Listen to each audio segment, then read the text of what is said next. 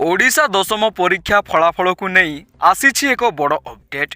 ओडिशा दशम श्रेणी बा मैट्रिक परीक्षा सफलतार सह शेष होई बोर्ड ऑफ सेकेंडरी एजुकेशन बा बीएससी ओडिशा परीक्षा खातार मूल्यांकन प्रक्रिया समाप्त होईछि।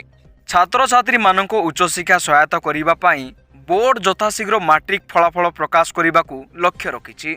हेले चलित वर्ष राज्यर 3082 केन्द्र में मैट्रिक परीक्षा अनुष्ठित होइथिला एवं 5,61,979 छात्र छात्री परीक्षा पाई फॉर्म पूरण करथिले। ओडिशा बोर्ड दशम एग्जाम 2026 एही वर्ष मार्च 6 तारिख रे समाप्त होइथिला। हेले एबे समस्त छात्र छात्री मानक मनरे प्रश्न उठुछि जे रिजल्ट केबे आसीबो।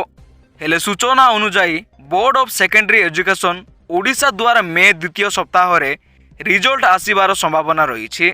अर्थात मे मास 10 तारिख रु 15 तारिख मध्य ओडिशा दशम परीक्षा फलाफल प्रकाश पाइबो बोली सूचना मिली।